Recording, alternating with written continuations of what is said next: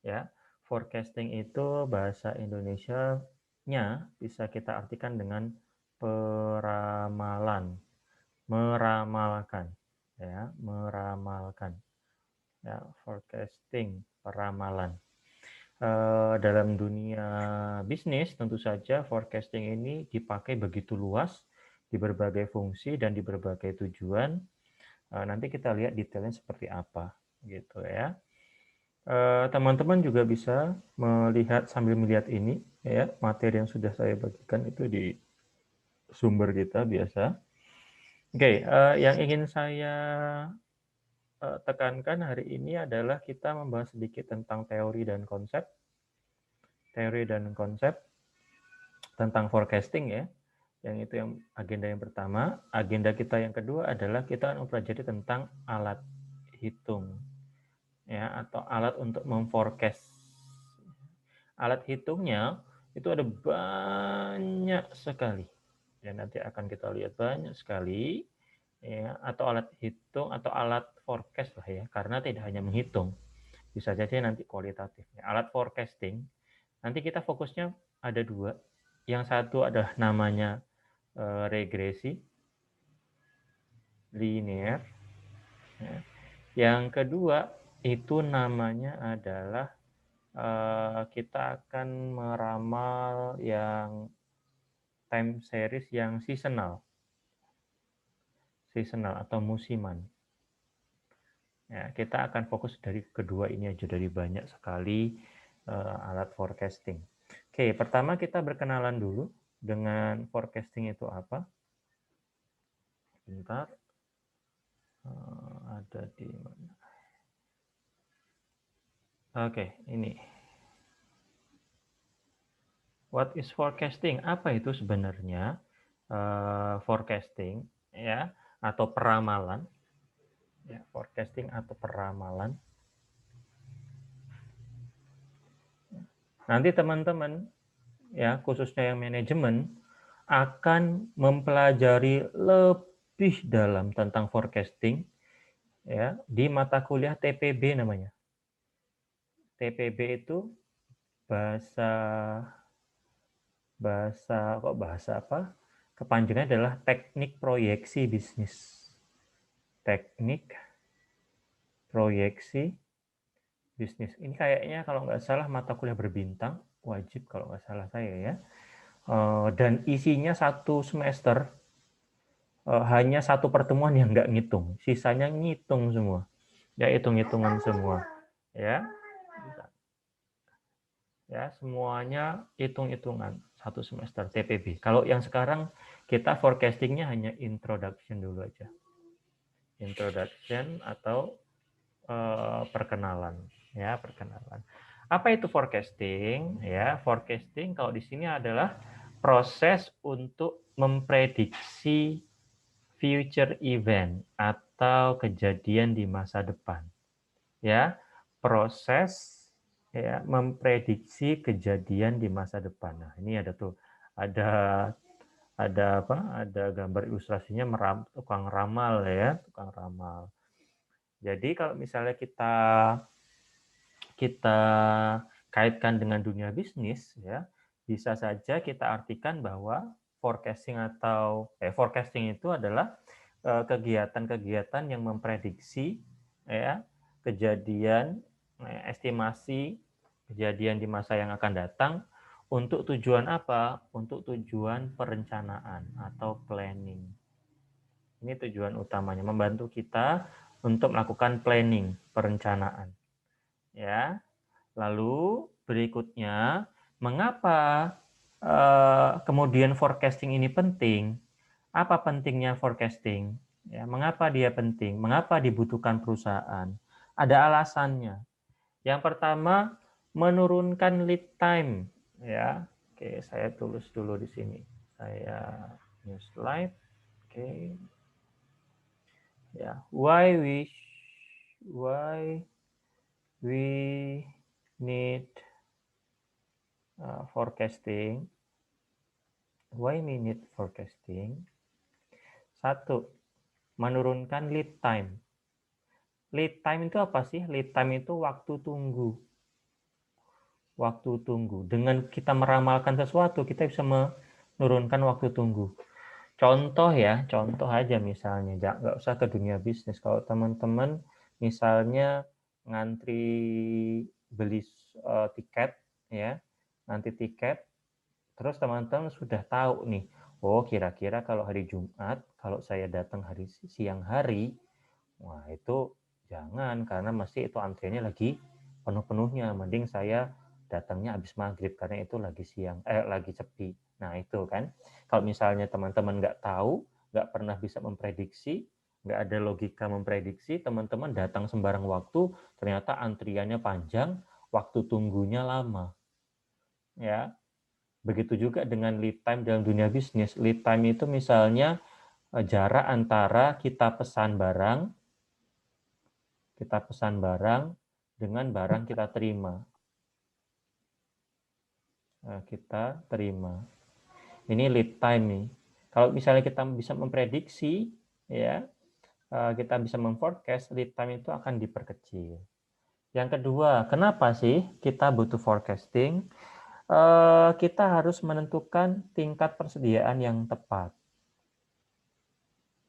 Kenapa? Contoh, teman-teman, bisnis apa misalnya? Bisnis bubble tea atau teh boba. Teh boba teman-teman, wah lagi menanjak ini. Naik terus di permintaannya.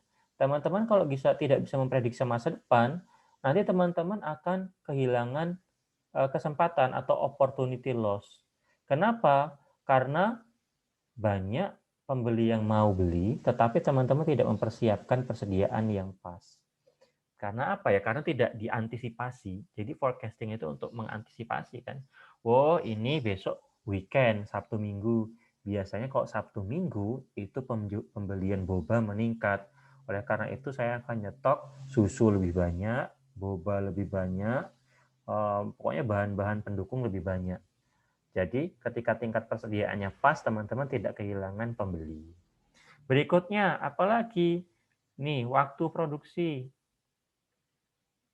Teman-teman, ketika tingkat persediaan misalnya itu terganggu karena teman-teman tidak bisa memprediksi, karena sebenarnya waktu produksi itu 1 minggu, baru 2 hari, bahan baku habis, tidak dipersiapkan, baru datang 2 hari kemudian. Jadi teman-teman punya waktu nganggur 2 hari, nah, ya, waktu produksinya jadi molor. Itu karena apa? Karena tidak bisa mengantisipasi tingkat persediaan bahan baku, stok misalnya, stok bahan baku nggak diantisipasi, nggak diramal. Ya, berikutnya efisiensi, ya, efisiensi fasilitas. Ya, efisiensi fasilitas maksudnya apa ya? Kalau misalnya teman-teman sudah bisa memprediksi, oh saya punya 3 mesin, ya, 3 mesin. Kalau misalnya mesin jahit misalnya, kalau bulan Desember atau bulan-bulan mau Idul Fitri, ini kepake semua nih. Tapi biasanya bulan Januari sampai Maret ini cuma kepake maksimal 2. Jadi yang satu akan saya rentalkan atau saya simpan dengan baik. Berarti kita bisa melakukan efisiensi fasilitas. Ini kenapa alasan kita membutuhkan forecasting, ya. Oke, berikutnya saya ganti. Ya, berikutnya adalah forecasting time horizons, atau kalau kita bagi menjadi berdasarkan waktu, forecasting itu bisa dibagi menjadi berapa tipe sih?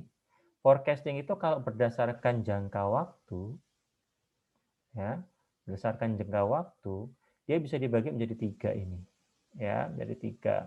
Apa saja itu? Peramalan jangka pendek. Apa maksudnya peramalan jangka pendek? Saudara, teman-teman semua meramalkan sesuatu tetapi hanya untuk jangka 3 sampai 12 bulan atau kurang dari 1 tahun. Itu berarti short range forecast atau forecast yang jangka pendek. Lalu ada yang medium range forecast. dari 3 bulan sampai 3 tahun. Ya, itu namanya medium range forecast. Ya. Berikutnya adalah long range forecast. Wah, ini forecasting atau peramalan jangka panjang. Ya, peramalan jangka panjang itu berapa? Ini lebih dari 3 tahun. Ya. By the way, apa saja sih yang bisa diramalkan? Itu ya. Apa saja sih yang bisa diramalkan, teman-teman? Ya, forecasting itu bisa meramalkan banyak hal. Ya, bisa meramal banyak hal. Bisa meramalkan tingkat barang yang kita produksi, bisa meramalkan kebutuhan persediaan atau inventory, bisa meramalkan kebutuhan tenaga kerja, bisa meramalkan tingkat kebutuhan dan efisiensi fasilitas pabrik, bisa meramalkan penjualan, bisa meramalkan pengunjung, bisa meramalkan biaya dan lain-lain, ya. Jadi segala hal yang bentuknya kuantitatif yang bisa bisa kita ramal itu ya berarti bisa diramalkan gitu ya. Oke, berikutnya Pak, berikutnya ini kita lihat dulu.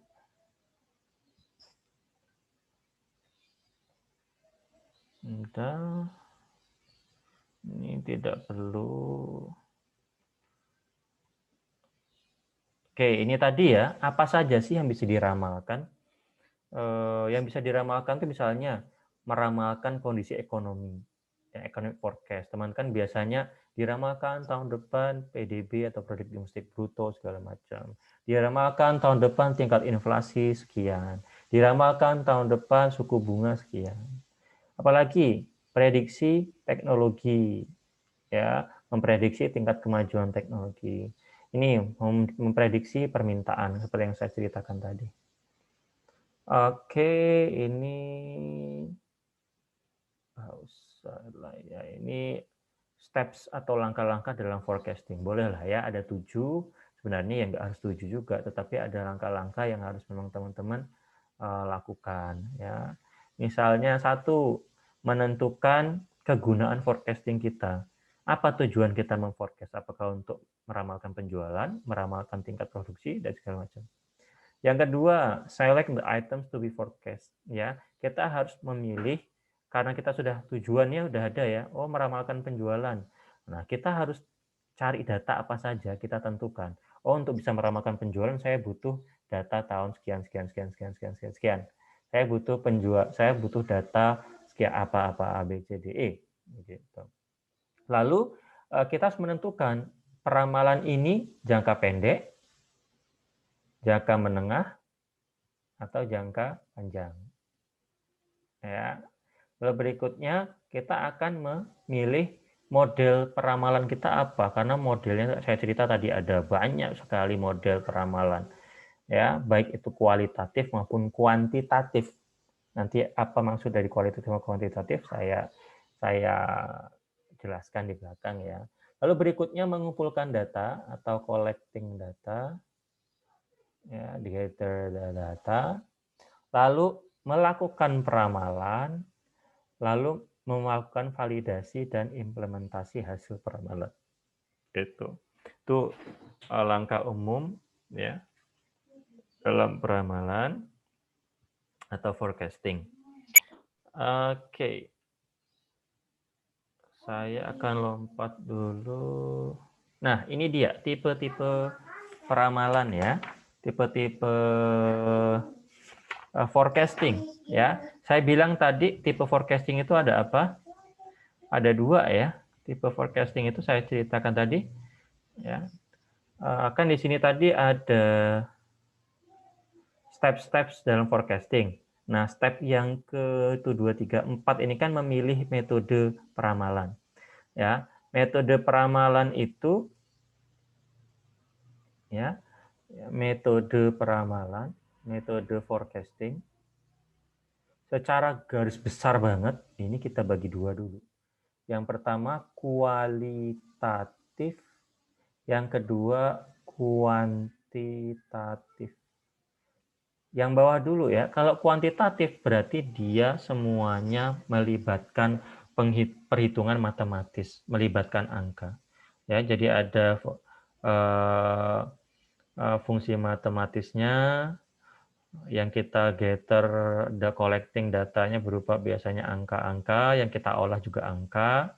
Kalau kualitatif sebaliknya, biasanya bersifat data-data deskriptif, tidak melibatkan penghitungan matematis, gitu ya, tidak melibatkan fungsi matematika. Contohnya apa, Pak? Contohnya ini ya.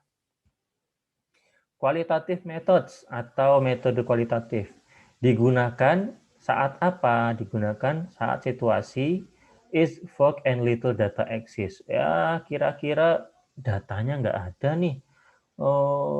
Kita sulit untuk mencari fakta-fakta lapangan nih. Contohnya kok bisa datanya nggak ada? Ya berarti kita sedang mau memprediksi produk baru atau penggunaan teknologi baru gitu ya. Lalu involve intuition and experience. Nah, kualitatif metode ya, kualitatif methods itu biasanya dilakukan oleh orang-orang yang berpengalaman. Ya, kenapa? Karena menggunakan judgment atau penilaian. Judgment ini akan melibatkan yang namanya intuition, ya, intuisi, feeling, ya, dan experience, pengalaman, ya. Intuition, ya, intuisi, feeling, perasaan, dan experience atau pengalaman. Begitu. Jadi bisa dilakukan ya, bisa dibayangkan ya qualitative methods itu. Oh, kalau dari pengalaman saya kayaknya seperti ini deh. Dari pengalaman saya seperti ini. Selama saya menjadi manajer pemasaran bagian regional Yogyakarta, di sana itu seperti ini. Nah, itu kan qualitative methods ya. Nah, berikutnya tadi quantitative methods yang di bawah tadi ya, yang kedua. Kalau quantitative method itu menggunakan data-data historis. Data-data historis itu apa? Data-data masa lampau. Yang ada tentunya. Kalau nggak ada ya tadi pakai kualitatif. Ya. Use when situation is stable. Ya, tidak banyak fluktuasi dan perubahan. Gitu ya. Lalu melibatkan teknik matematika. Ini sudah saya jelaskan tadi ya. Oke.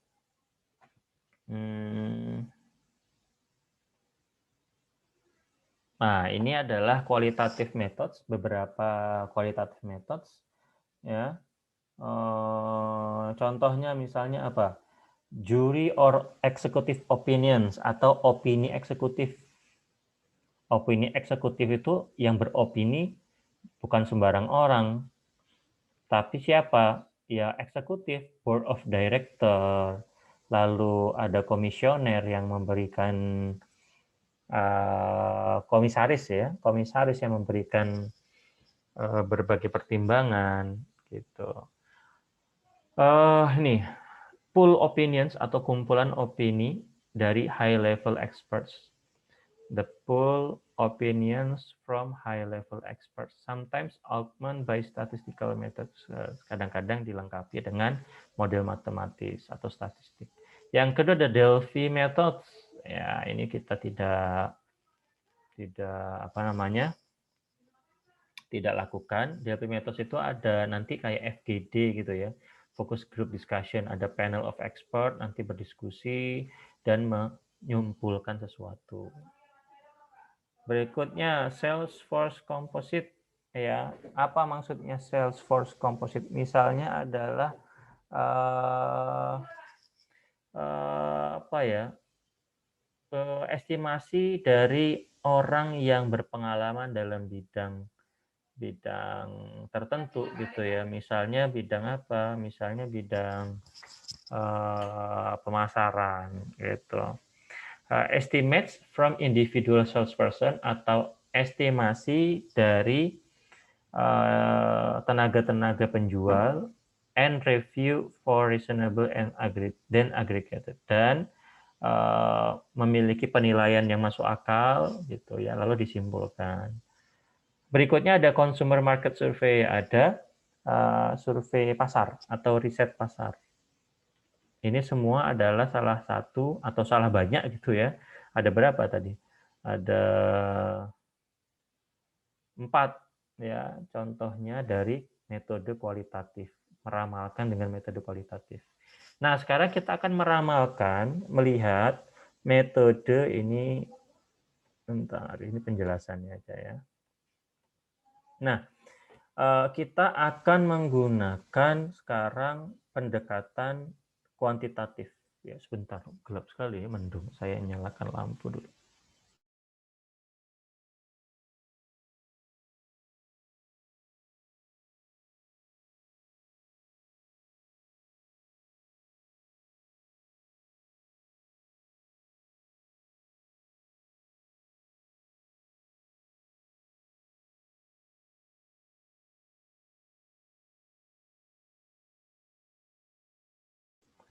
Bagi yang masih belum di Jogja gitu ya, di Jogja ini sekarang sedang sering hujan lebat, ya hujan angin, sedang sore ataupun pagi bahkan seharian bisa hujan. Gitu. Hujan. Oke, lanjut lagi. Ini banyak sekali ya kumpulan metodenya. Masih terbagi lagi, ada yang time series model, ada yang associative model, lalu udah kayaknya. Oke, time series component segala macam. Nah, untuk time series model kita akan mengambil yang ini fokusnya nomor 4, tapi yang seasonal atau musiman ya. Seasonal atau musiman, lalu kita mengambil yang nomor 5. Ya, yang linear regression, ya, model asosiatif. Ini yang akan kita beri dua ini secara matematis ya. Nah, ini yang seasonal. Jadi time series itu apa? Sebenarnya time series itu data angka yang memiliki rentang waktu tertentu secara historis. Misalnya data penjualan apa namanya? Data penjualan air minum dari tahun 2000 sampai 2010 secara kuartalan. Nah, itu time series tuh datanya banyak. Nah, data yang banyak itu akan membentuk pola tertentu, Saudara. Jadi, saya gambarkan misalnya ya. Apa maksudnya time series itu, Pak? Kan kita tadi ada dua yang akan kita pelajari ya, secara matematika. Satu, time series menggunakan tren yang seasonal. Lalu ada yang asosiatif model menggunakan regresi. Ya, nah time series ini dulu apa? Gitu. Time series itu adalah teman-teman, time series itu adalah kumpulan data kuantitatif historis ya dalam rentang waktu tertentu. Ya, misalnya apa? Data tadi, data penjualan air minum tahun 2010 sampai 2000 sampai 2010 di DIY. Jadi nanti akan ada tabel ya di sini sini ya 2000 sampai 2010. Ini nanti kan ada data kuartalan misalnya. Berarti kuartalan itu misalnya per kuartal itu berarti ada 4 nanti ya. Ya, ini ada 2001, 2002, 2003, 2004, 2005 sampai 2010 ada angka. Nah, angka-angka ini sebenarnya bisa membentuk pola tertentu, teman-teman. Ya, angka-angka itu sebenarnya bisa membentuk pola tertentu. Contoh misalnya biar gampang ya, misalnya adalah baju muslim. Baju muslim, penjualan baju muslim. Nah, baju koko gitu ya, baju koko. Atau baju aja lah, baju biasa. Saya kenapa baju? Kenapa? Nanti biar gampang contohnya ya. Nah, ketika kita ya bisa mengetahui pola data itu bisa meramalkan dengan gampang. Contoh adalah gini, data itu bisa tergambarkan, terpola, ada polanya. Ada yang namanya polanya tren, ada yang namanya cyclical, ada yang namanya seasonal, musiman, ada yang namanya random. Ya. Jadi data itu bisa tergambar atau terpola atau terpola. Polanya bisa membentuk namanya pola tren, satu, bisa dua cyclical, yang ketiga seasonal, yang keempat random. Ya, contoh tren. Tren itu apa? Kan teman-teman bisa sering mendengar tuh, oh trennya positif, trennya meningkat. Artinya kalau misalnya kita gambarkan garis, dia bisa aja stabil kayak gini naik, atau dia stabil kayak gini nurun. Kalau stabil naik berarti tren positif, oh berarti dia kalau kita gambarkan garis lurus positif, walaupun tidak harus mengikuti garis, ya bisa aja dia di kiri kanan ketika di grafik itu di kiri kanan. Cuman kalau digambarkan itu kayak seperti garis gini naik ini. Misalnya apa contoh? Contohnya adalah penjualan sepeda. Penjualan sepeda itu dari tahun 2017 misalnya sampai 2020 trennya harusnya positif atau naik kayak gini jumlah penjualannya, ya. Karena memang lagi hits gitu ya, lagi hits. Lalu misalnya bisnis rumah makan selama pandemi 2020 ini dari bulan per bulan ya bisa aja dia menurun. Itu tren. Lalu seasonal. Seasonal itu kok digambarkan seperti apa? Seasonal itu ada periode tertentu. Bisa periodenya mingguan, bulanan, tahunan, harian, kuartalan, atau triwulanan gitu ya. Misal, ini apa toh maksudnya? Contoh. Di depan sayang Umana. Misal, periodenya mingguan. Satuannya hari. Berarti jumlahnya ada 7. Maksudnya gimana? 1 minggu itu kan 7 hari. Gitu. Ini satuannya dulu ya. Satuannya dulu ya. Di depan. Di depan. Terus, kalau bulanan, tapi jangkanya mingguan, berarti dia 4. Karena apa? 1 bulan itu ada 4 minggu. Kalau bulanan dengan satuan length atau panjang periodenya pakai hari, berarti 28 sampai 31. Dan seterusnya. Kalau tahun pakai quarter, kuartalan, berarti ada 4. Karena 1 tahun itu ada 4 kuartal. Kalau 1 tahun pakai bulanan berarti ada 12. Dan seterusnya. Gitu ya, paham ya? Nah, maksud dari seasonal itu apa? Oke, seasonal itu seperti ini. Saya gambarkan dulu. Contoh ya. Misal kita menggunakan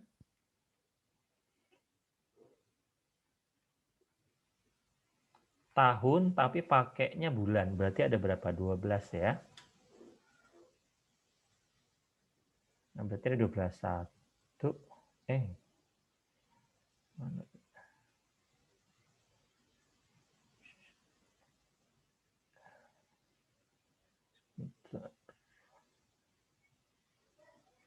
Ya. 1, 2, 3, 4, 5, 6, 7, 8, 9, 10, 11, 12. Ya, dari 0 sampai bulan 12. Misalnya ini apa? Penjualan. Penjualan sales. Di sini adalah misalnya apa ya? Ya ini bulan ya, bulan. Waktu. Nah, misalnya 1, 2, 3, 4, 5, 6, 7, 8, 9, 10, 11.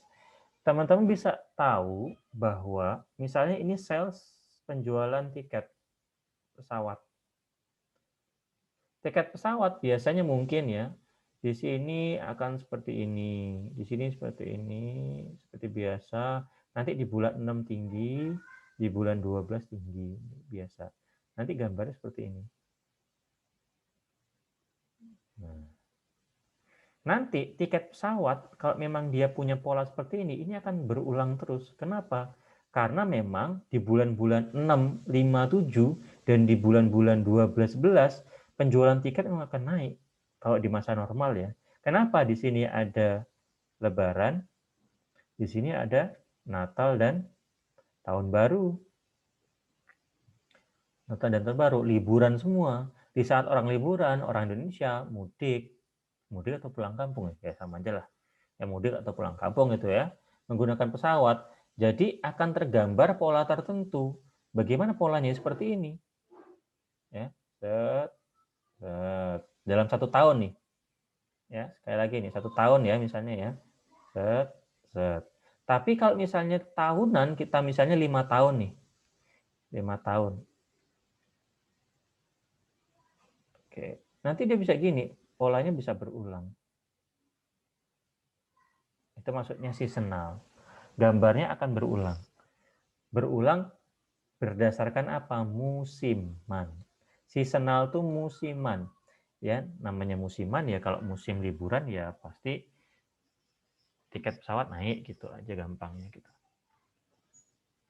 Ya, tiket pesawat naik.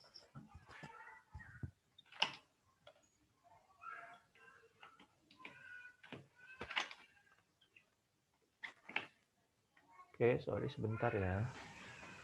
Listriknya kurang stable. Habis baterai. Oke, next. Kita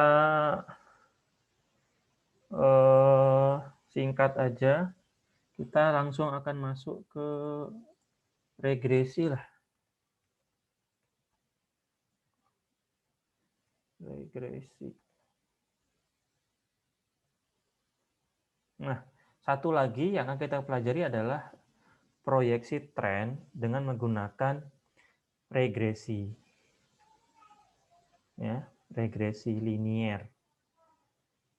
Ya. Sekarang kita langsung masuk ke soalnya saja ya, tapi saya akan jelaskan dulu maksudnya regresi linier itu seperti apa. Ya. Oke. Gini. Teman-teman, regresi ya, itu saya mulai dari mana ya?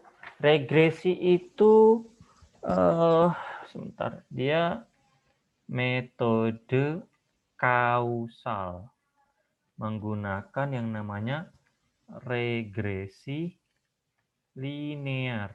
Nah, teman-teman baik-baik ya, diperhatikan ya, ini penting ya biar paham. Kausal itu artinya adalah sebab akibat.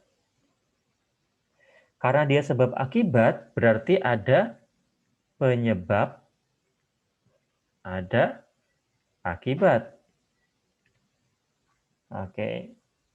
Metode kausal, penyebab akibat. Makanya dalam metode regresi, ada yang disebut dengan penyebab, ada yang disebut dengan akibat.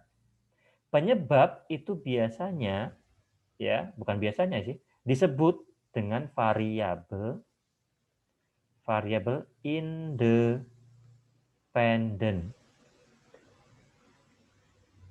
Kalau akibat namanya variabel dependen.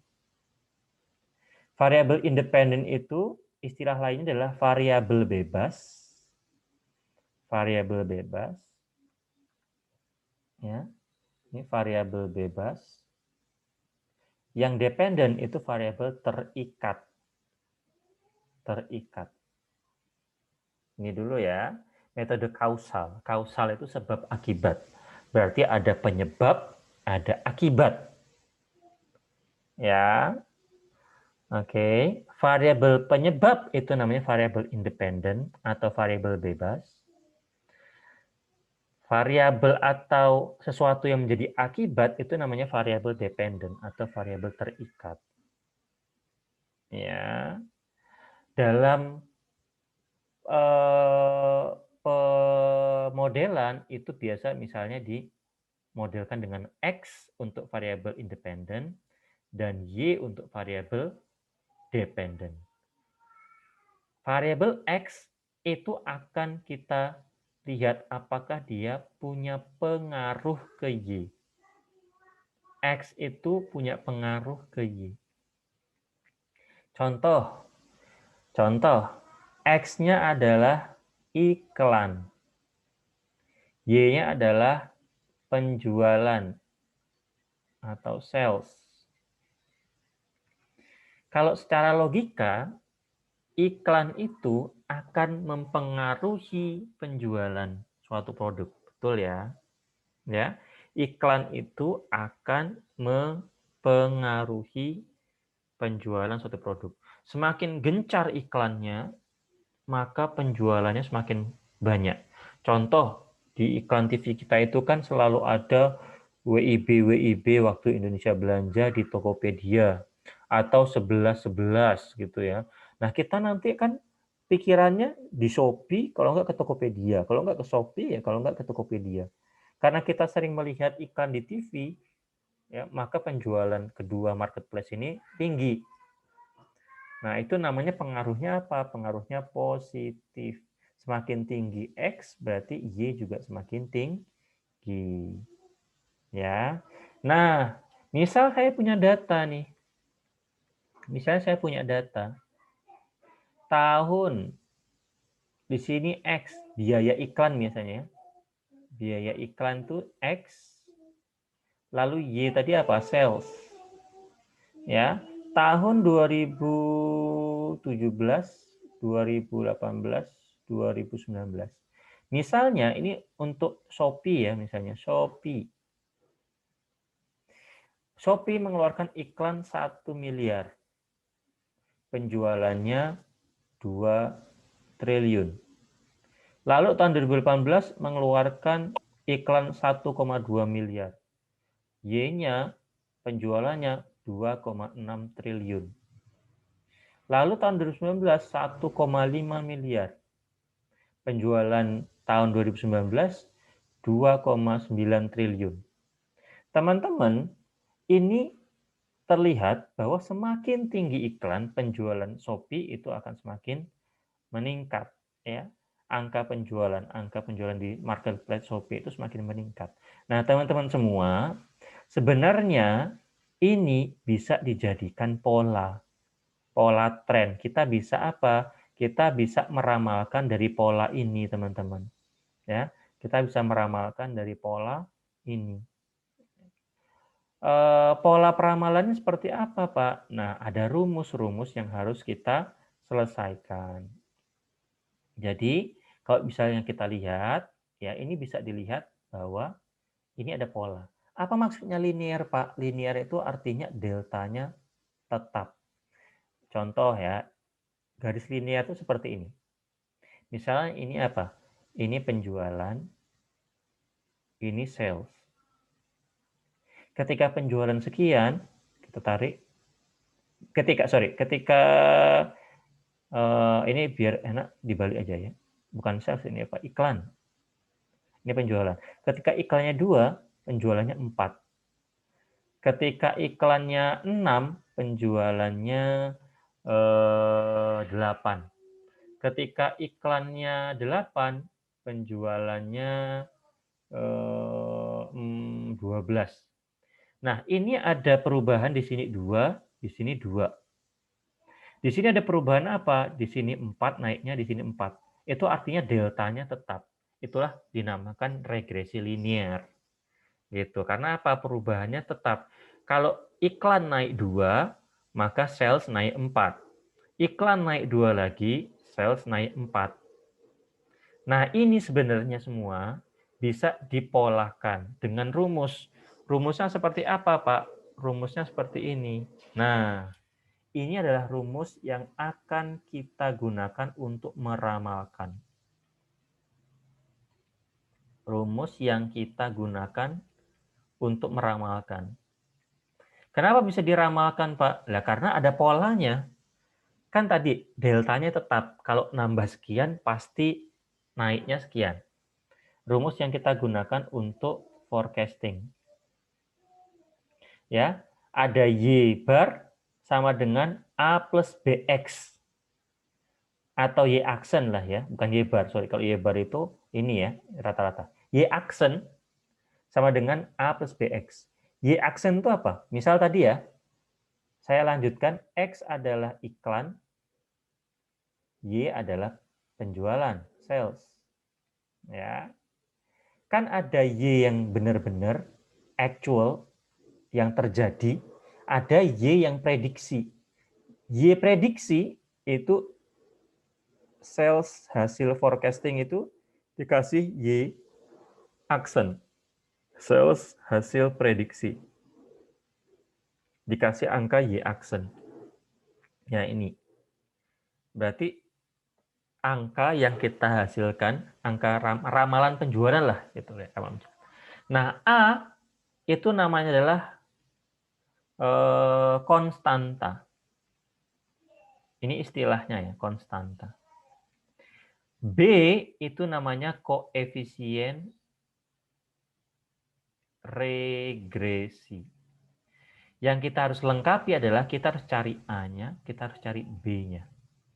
X itu dapat dari mana, Pak? X adalah ketika kita mau meramalkan. Misal, kalau saya ngiklan 2 miliar, penjualan berapa ya? Nah, itu bisa kita cari menggunakan rumus ini nanti. Tinggal kita harus cari A-nya berapa, B-nya berapa. Kalau misalnya saya ngiklan 5 miliar, kira-kira saya dapat penjualan berapa ya? Bisa kita ramalkan menggunakan rumus ini.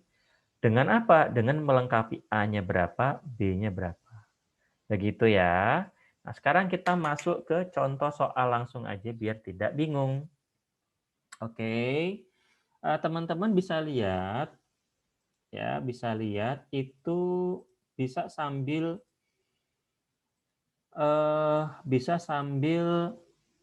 mengerjakan juga di Excel yang ada di mana? Ada di itu loh, web yang sudah saya bagikan ya. Saya menggunakan template. Catatannya adalah sekali lagi teman-teman ketika mau menyelesaikan soal ini nanti ketika ujian harus menggunakan atau menunjukkan cara perhitungan manualnya. Tidak boleh hasil langsungnya. Oh, ini hasil langsungnya adalah sekian. Hasil langsungnya adalah sekian. Itu enggak. Ya, bukan kayak gitu. Ya, tapi ini bisa digunakan untuk membantu nanti teman-teman misalnya tinggal menyalinnya atau untuk konfirmasi, tapi untuk rumus-rumus yang kayak gini harus ditunjukkan perhitungan manualnya. Ya. Oke, sekarang teman-teman sambil bisa dilihat bukunya, kita akan masuk ke contoh yang pertama untuk regresi. Metode kausal ya, regresi linear. Silakan dilihat itu halaman 133. Ya, ini datanya sudah ada. Datanya sudah ada. Oke. Saya bacakan soalnya ya. Itu datanya sudah di situ, tapi saya bacakan soalnya. Oke. Seorang manajer yang bertanggung jawab dalam penjadwalan produksi untuk sebuah perusahaan harus mempersiapkan ramalan-ramalan permintaan produk untuk merencanakan kuantitas produksi yang memadai dengan kapasitas yang tersedia. Ya. Selama rapat, manajer pemasaran memberikan informasi tentang dana perikalan untuk sebuah papan iklan. Berikut adalah data penjualan dan periklanan selama 5 tahun. Nah, penjualan itu Y, iklan itu X. Iklan itu dalam ribuan dolar. Misalnya 2,5 berarti 2.500 dolar. Sedangkan kalau penjualan 264 itu dalam ribuan unit. Jadi 264.000 unit. Contohnya seperti apa aplikasinya, Pak? Di periode pertama, ini data historis nih, teman-teman. Ini data historis. Data historis masa lalu dari manajer pemasaran. Ya, manajer pemasaran.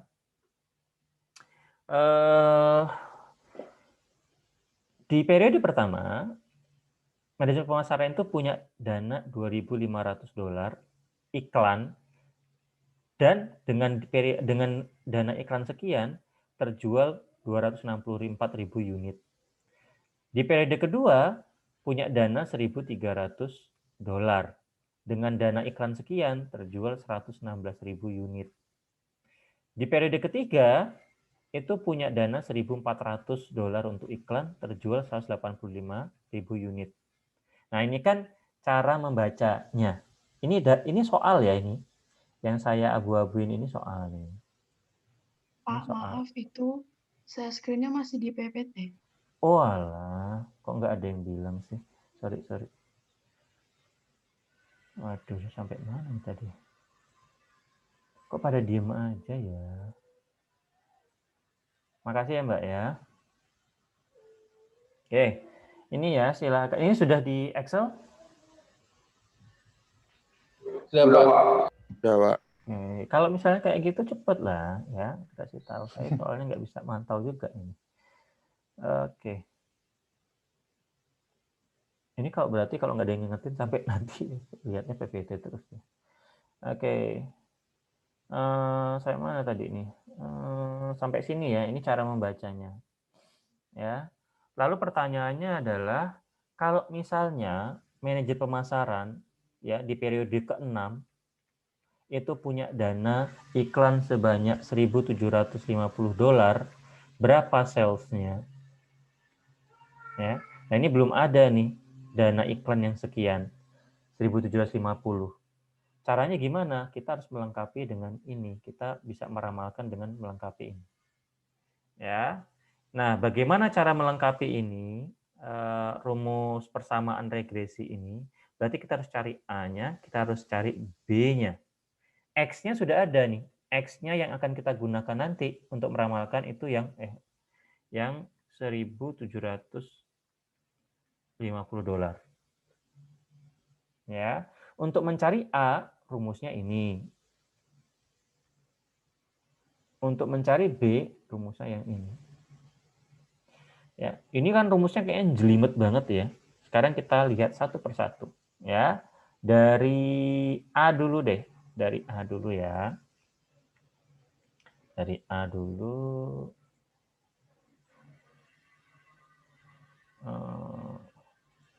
Bentar, ini saya hapus dulu. Ya. Dari A dulu ya, kita ke A yang dulu. A itu butuhnya adalah Y bar dikurangi BX. Y barnya bisa kita cari di sini. X-nya, X bar-nya bisa kita cari, rata-rata Y bisa dicari, rata-rata X bisa dicari, cuman B-nya nggak bisa karena belum dicari. Berarti langkah pertama harus cari B dulu. Oke, sekarang kita nyari B.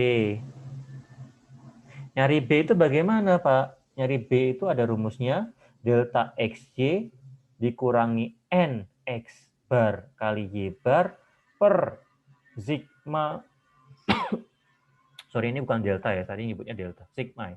Sigma X kuadrat dikurangi N X bar kuadrat model. Piye caranya? Caranya adalah satu per satu. Kita akan uraikan. Sekarang kita ke ini dulu.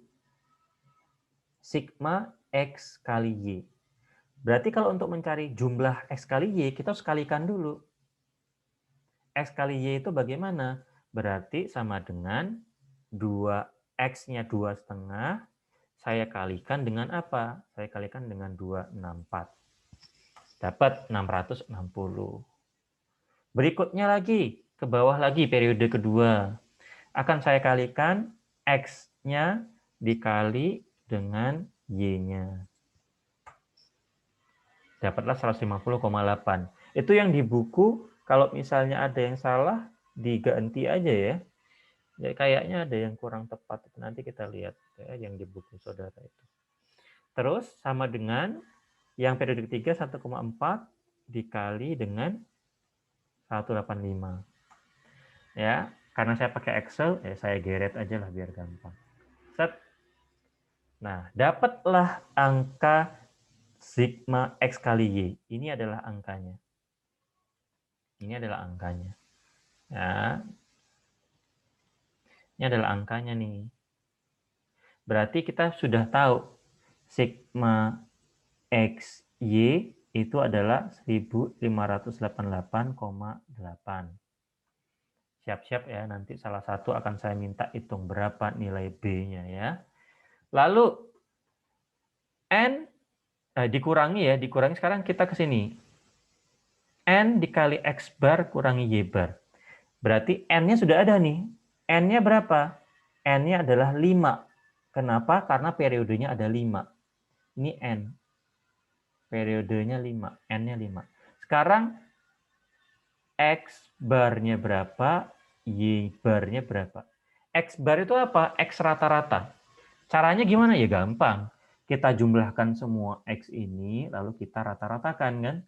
Karena saya pakai Excel ya, saya tinggal average saja. Dapat ya 1,6 ya, atau kalau biar aman 2 angka di belakang koma aja ya. 1,64 X bar atau X rata-ratanya 1,64. Sekarang Y bar. Rata-rata Y. Bagaimana cara carinya? Ini semua dijumlahkan lalu dibagi 5. Kayak cari rata-rata biasa. Nah, saya pakai Excel, akan saya langsung average. Dapatlah 175. Ya, 175. Benar nggak? 264, 116, 185, 101, 209. Ya. Ya, 175. Oke. Berarti X bar-nya di sini 175. Oke, yang ini udah selesai. Sekarang yang ini lagi. Sigma X kuadrat. Berarti kita harus cari X kuadrat satu-satu lalu kita jumlahkan. Berapa sigma X kuadrat? Kita cari dulu X kuadrat periode pertama. X kuadratnya adalah 2,5 kali 2,5 kan? Sama dengan ini kita pangkatkan 2. Kalau pakai Excel ya kayak gini biasa. Ya. Lalu saya drag, nanti teman-teman juga kalau pakai Excel tinggal di drag aja. Nah, jumlahnya sudah ketahuan nih, karena sudah saya kasih rumus. Silakan dijumlahkan hasilnya semua. Ya. Berapa jumlahnya? 14,9. 14,9. Ya. Lalu yang terakhir apa? Yang terakhir adalah N X bar kuadrat. N X bar kuadrat. NX bar kuadrat itu sudah bisa belum kita cari? Sudah, kenapa? Ya, X bar kuadrat tinggal X barnya kita kuadratkan kan. X barnya ada belum? Ada. Kan X barnya 1,64, nanti tinggal kita kuadratkan. Berarti untuk memasukkan angka-angka ini ke rumus ini seperti apa? B sama dengan, nah, pelan-pelan ya. Akan saya kasih warna lain.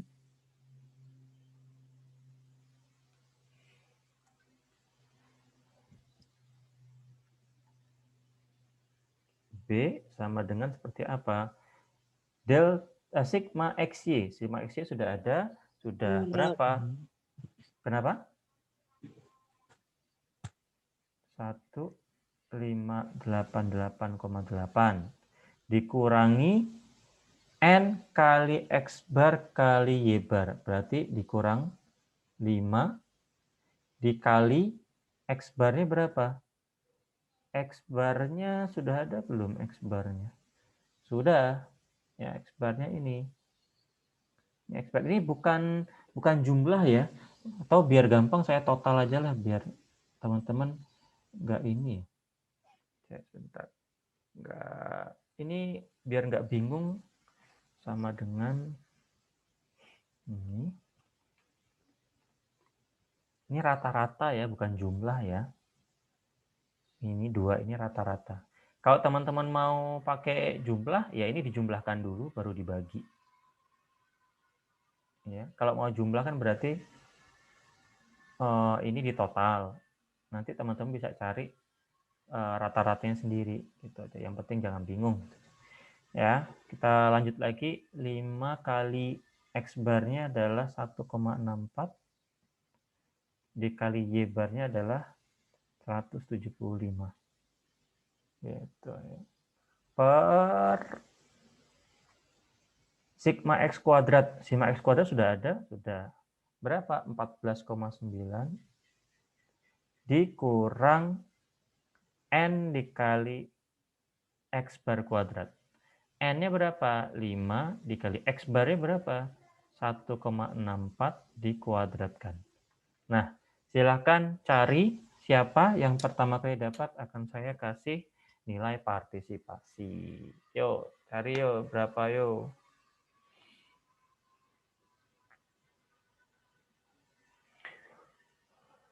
Berapa ya?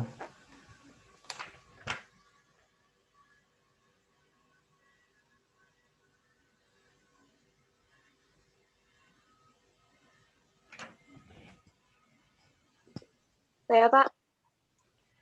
Ya, siapa nih? Mbak Vincentia. Ya, Pak. Berapa Mbak Vincentia? 105, Berapa? 105,922. Saya wah, kalau salah Mbak Vincentia nya pokoknya. 100 piro? 105,92, Pak. Oke, ini Kayaknya, ya. Kenapa? iya, Pak. Ya, kayaknya benar ya. Bismillah ya. Oke, dapatlah B-nya versi Mbak Vincentia. Pokoknya enggak sing liyo enggak ngitung ternyata Mbak Vincentia salah, ya semua kelas ikut salah ya. Ini B-nya. Nanti Mbak Vincentia di apa namanya? Di grup dikasih ya partisipasi hari ini namanya sama NIM ya. Ya, Mbak. Halo. Baik, Pak. Ya. B dapat nih sekarang nih. B sudah dapat.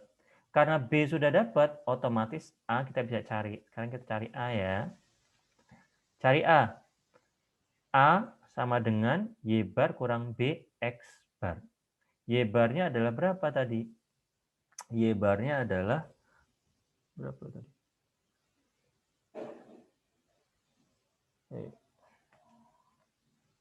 Ini 175. Mana tadi? 175 dikurangi B berapa?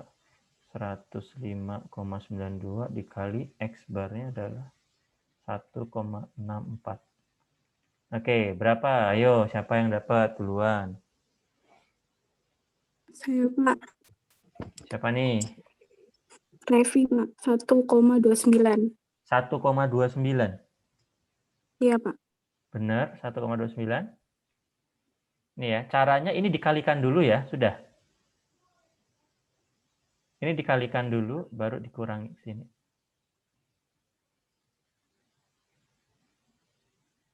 Udah belum, Mbak? Bener kan ya? 1,29 ya? Saya nggak cari loh ini. Ini dikalikan Benar. dulu, baru dikurangi 175 dikurangi hasil Benar, kalian. Pak. Hah? Benar. Benar ya? Oke, benar. 1,29. Pokoknya saya nurut kalian aja. Kalau misalnya salah ya bukan tanggung jawab saya. Saya sukanya melepas tanggung jawab ya. Oke, sekarang kita sudah dapat semua nih. Kita dapat nih bisa lengkapi Y bar, Y bar, Y hat, Y topi sama dengan A. A-nya berapa? 1,29 ditambah 105,92 X. Nah, sekarang bisa kita apa? Bisa kita ramalkan nih, ya. Dapatlah saya persamaan regresinya Y topi sama dengan 1,29 ditambah 105,92 X. X-nya tadi diminta berapa di soal? Kalau iklannya punya budget $1.750. Yo, sekarang siapa yang bisa meramalkan? Kalau misalnya iklannya segini, penjualannya berapa? Ramalan penjualannya, ayo.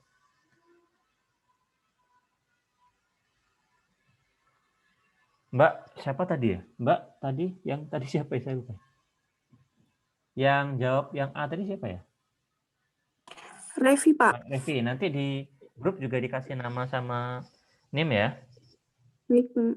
Ya, yang Y topi siapa yang mau jawab? Berarti kalau Saya, misalnya, Pak. ya silakan Mas siapa nih? Misnanto, Pak. Mas Misnanto. Ya, Mas Misnanto berapa, Mbak? Mas Mis? 18,5366. 18,5366. Pak. Berarti 185.366. Iya, Pak. Saya enak saya nulisnya. Langsung disebutkan ribuannya aja, biar saya gampang. 100. Berarti berapa? 100? 853. 18. Enggak, maksudnya 5. berapa Oh, ratus ribu? 185.000. 185.000 366 rupiah. rupiah. Yang kita cari apakah rupiahnya? Kita Bukan, nyari Pak. apa? Pengeluaran. Kalau penjualan itu apa tadi? Satuannya. Unit. Oh, unit, Pak. Dolar, Ya, Pak. kan kita mau, kalau misalnya kita ngeluarkan iklan sekian, produk kita kejual berapa gitu ya. Ya, Pak, Ini ya maaf, Pak. berarti. Oke, nanti Miss Nanto juga kasih nama sama NIM Dini ya di grup ya. Baik, Pak. Ya, thank you. Jadi itulah gambaran dari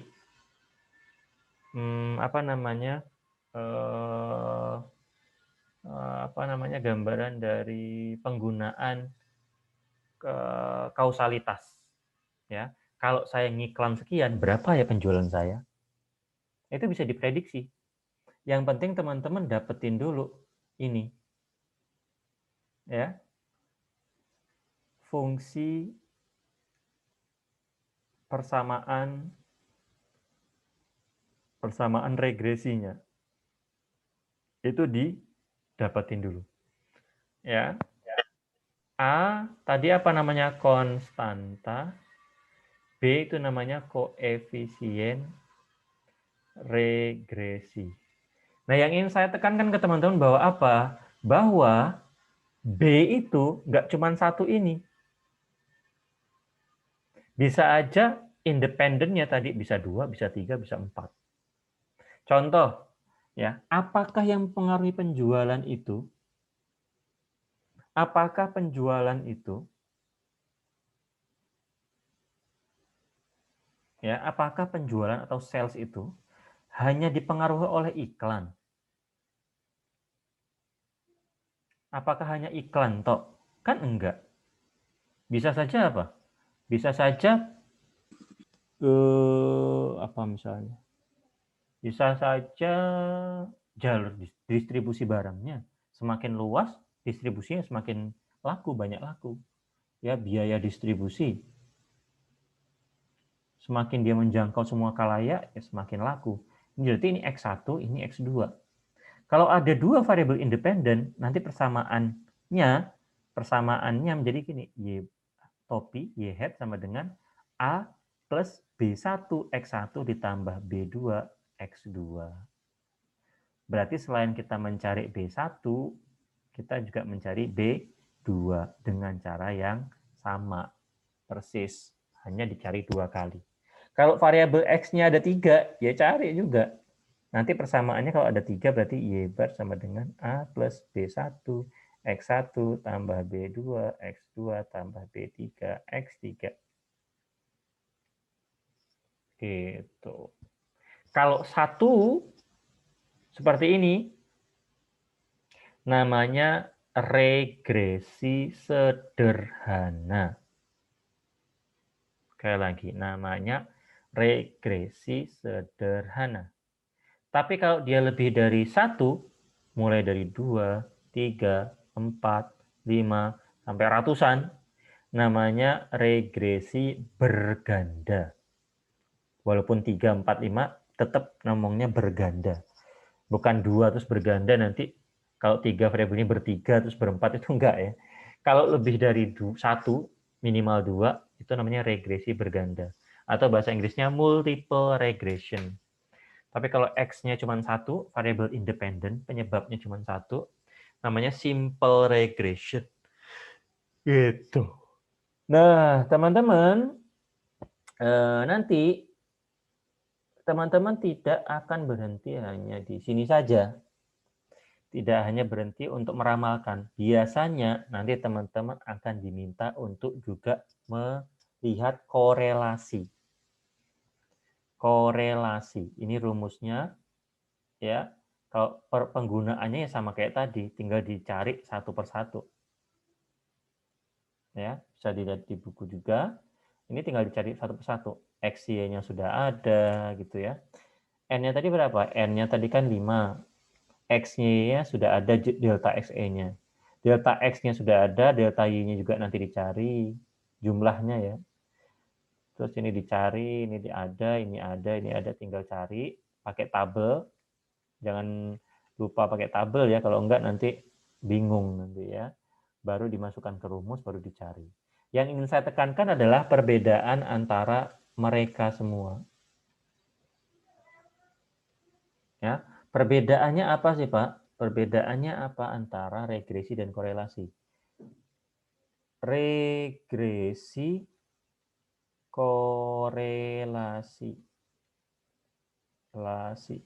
Kalau regresi itu kita akan menghitung atau meramalkan pengaruh.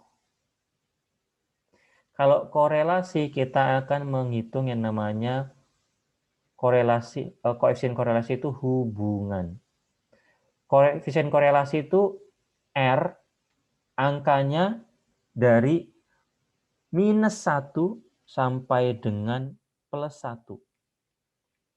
Kalau +1 berarti dia korelasinya sangat dekat secara positif. Tapi kalau -1 ya korelasinya sangat jauh, berkebalikan dari yang +1 tadi.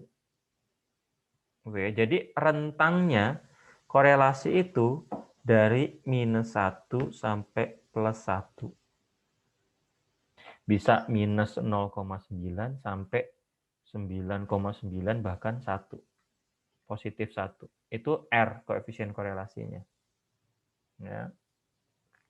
Caranya hampir sama. Nanti untuk dipakai untuk latihan. Ya, ada di buku juga.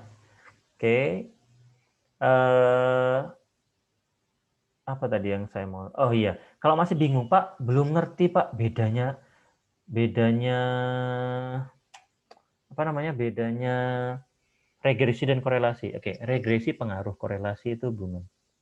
Teman-teman, saudara kalian semua dengan ibunya atau bapaknya atau kakaknya atau adik, korelasinya berapa nilainya kira-kira? Antara kita dengan orang tua kita, pasti korelasinya adalah sempurna 1. Kenapa ya? Karena kita itu dilahirkan dari mereka, dari ibu kita kan, dari bapak kita juga penyumbangnya. Ya, kita dengan bapak ibu kita, ya, dipakai kumis bapaknya ya. Ini korelasinya berapa? Korelasinya pasti 1. Hubungannya dekat. Korelasi itu sekali lagi, korelasi itu hubungan. Kalau regresi itu pengaruh. Nah, kalau misalnya korelasi antara kita dengan orang tua kita itu 1, regresinya berapa? Belum tentu tinggi. Kenapa? Karena teman-teman bisa saja lebih terpengaruh sama teman-temannya daripada sama orang tuanya sendiri. Teman-teman kalau dibilangin sama orang tuanya susah, tapi teman-teman kalau mendapat masukan dari temannya yang lain, teman dekatnya, langsung dilaksanakan. Itu kan berarti teman dekat kita lebih berpengaruh terhadap kita daripada orang tua. Berarti regresinya itu. Tapi kalau misalnya teman kita dengan teman kita, korelasinya gimana? Ya nggak tahu. Jangan-jangan punya hubungan kerabat, ya berarti mendekati positif 1. Tapi jangan-jangan nggak ada hubungan keluarga sama sekali, ya itu berarti mendekati 0 misalnya. Atau malah musuh ya, -1 gitu ya. Kita dengan orang teman kita, teman tapi musuh ya, ada juga. Maksudnya teman sekelas tapi musuhan ya, -1. Gitu. Misalnya. Oke, kita cukupkan dulu ke regresi, nanti kita sambung dengan latihan. Latihannya sudah ada ya. Kita terakhir ke seasonal, contoh seasonal. Ya, bagaimana cara mengerjakan contoh seasonal atau musiman. Bisa dilihat kalau misalnya punya bukunya di halaman 139, di buku yang edisi lama sih, kalau yang edisi baru nggak tahu. Sama apa enggak? 2011 itu segitu. Ya, 2011 itu segitu.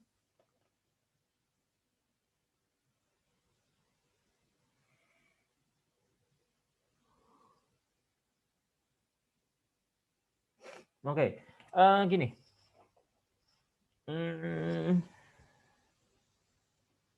Mana tadi? Oh ini. Sekarang kita ke contoh seasonal. Seret.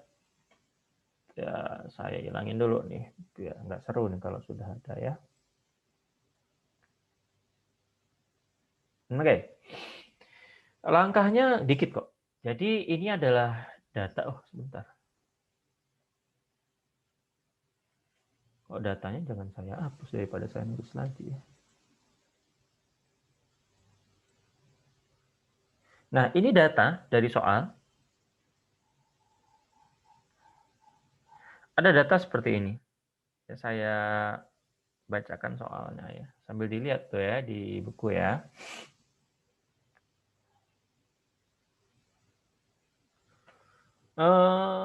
Manajer suatu perusahaan pembersih karpet, Stanley Steiner, membutuhkan ramalan triwulanan. Nah, kalau misalnya dapat soal seperti ini, bentukannya, itu sudah pasti soalnya dikerjakan dengan cara apa? Dengan cara seasonal, tren yang seasonal. Ya, kalau ada soal seperti ini, lalu kita diminta untuk prediksi, ya, berarti ini pasti menggunakan seasonal. Sekali lagi bisa aja triwulan, bisa aja bulanan, bisa aja. Jadi kan dia punya tahun 1, 2, 3, 4, misalnya 2017, 2018, 2019, 2020. Tapi dibagi menjadi 4 triwulan. Nah, itu pasti seasonal pakainya. Ya. Oke, kita lanjutkan lagi soalnya ya. Seorang manajer membutuhkan ramalan triwulan jumlah pelanggan yang diharapkan untuk tahun depan. Berarti sebenarnya manajer ini pengen tahu di sini teman-teman. Ini kan tadi 2020. Nah, di sini ada 2021. 2021 itu triwulan 1-nya berapa, triwulan 2-nya berapa, triwulan 3-nya berapa, triwulan 4-nya berapa. Ini kita diminta ramal nih. Ramalin dong, prediksi dong. Gitu ya.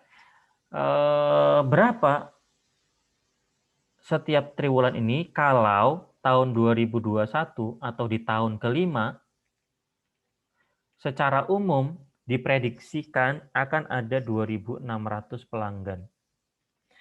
Ini kan ada totalnya nih, tahun 1 1.000 pelanggan. Detailnya seperti ini, triwulan 1 45, triwulan 2 335, dan seterusnya. Tahun 2 totalnya sekian, 2.200, tahun ketiga 1.800, tahun keempat 2.200.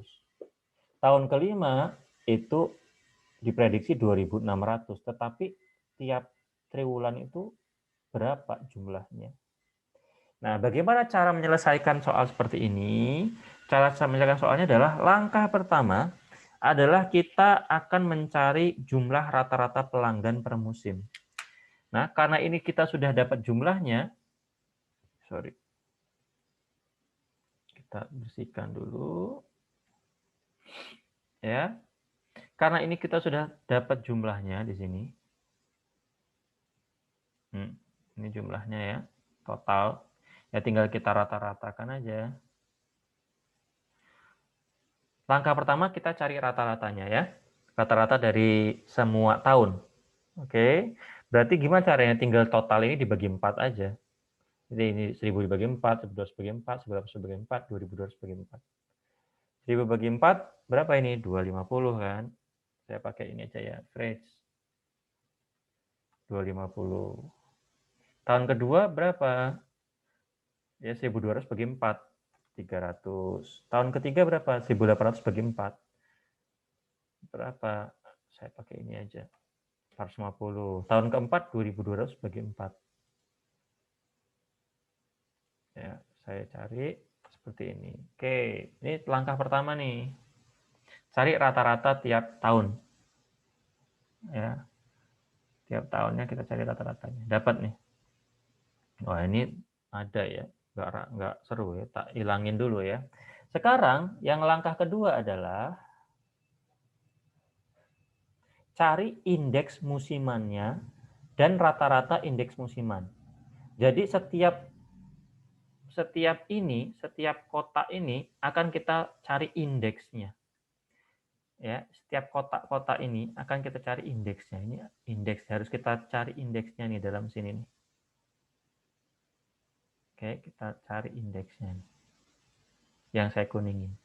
Yang tahun 1 triwulan 1 gimana caranya?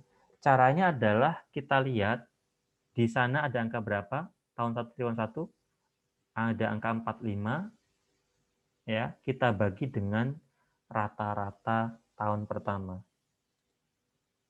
Jadi dapatlah sama dengan 45 dibagi 250.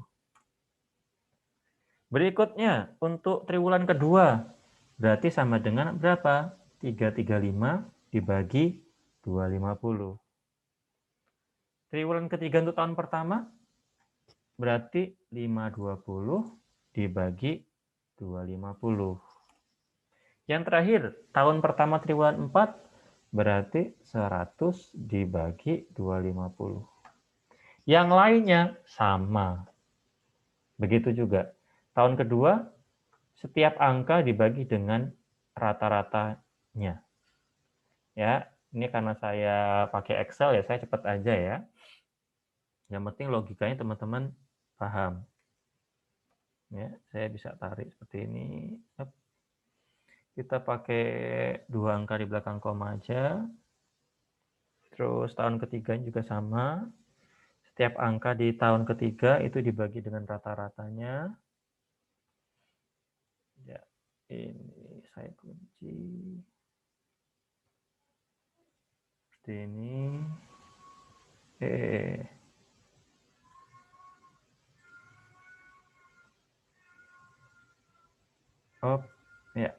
Tahun keempat juga sama. 100 dibagi dengan rata-ratanya. Ya, ini saya kunci. Ya. Nah, ini sudah nih yang pertama nih, cari indeks musimannya. Sudah Pak, kita Pak. Sekarang yang kedua nih, rata-rata indeks musimannya. Gampang. Ya, kita tinggal rata-ratakan aja. 0,18 ditambah 0,23 ditambah 0,22 ditambah 0,18 dibagi 4. Berarti triwulan 1 rata-rata indeks musimannya berapa untuk triwulan 1? Berarti sama dengan ya, sama dengan ini ditambah ini ditambah yang ini ditambah yang ini dibagi 4. Yang lain caranya sama. Begitu. Dapatlah indeks rata-rata musimnya ini. Jadi ini sudah selesai juga Pak ini Pak. Oke. Langkah terakhir seperti apa nih langkah terakhir? Langkah ketiga adalah tinggal apa? Tinggal dicari. Tadi kan ramalannya untuk tahun kelima, tahun 5, ada ramalan bahwa totalnya itu adalah berapa? Adalah berapa tadi? 2.600. Ya, 2.600 nih. Nah, tinggal kita cari kan indeks rata-rata musimannya sudah ada. Ya, 2.600 ya.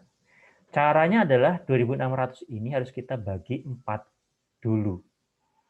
Ya. Jadi kan cara meramalnya adalah tahun kelima diperkirakan ada total 2.600. Terus kita harus cari berarti rata-rata tiap triwulan berdasar ramalan di atas adalah gimana cara carinya? 2.600 dibagi 4 karena ada 4 ya, karena ini triwulanan. Berapa ini? 2.600 bagi 4 adalah 2.600 bagi 4 adalah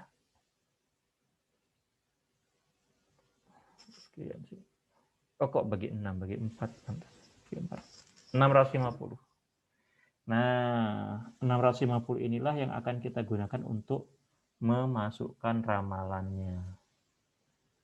Ya.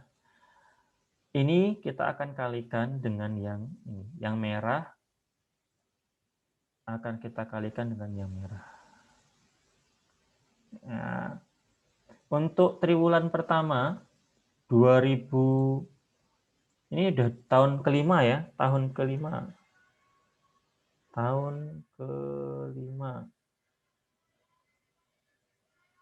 Berapa tahun kelima untuk triwulan pertama? Sama dengan indeks rata-rata musiman yang triwulan 1 0,20 dikali dengan 650. Ya, dikali dengan 650. Untuk yang kedua sama dengan 1,3 dikali dengan 650. Untuk triwulan 3 sama dengan 2 dikali 650. Untuk yang keempat sama dengan 0,5 dikali 650. Nanti dapatlah hasilnya 2600. Cocok dengan total peramalannya. Kok hitam?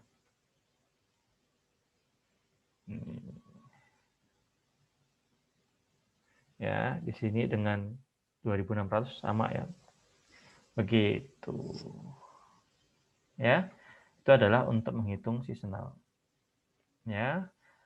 Itu adalah dua perhitungan, yaitu kausal dengan regression dan tren dengan seasonal secara kuantitatif untuk melakukan peramalan.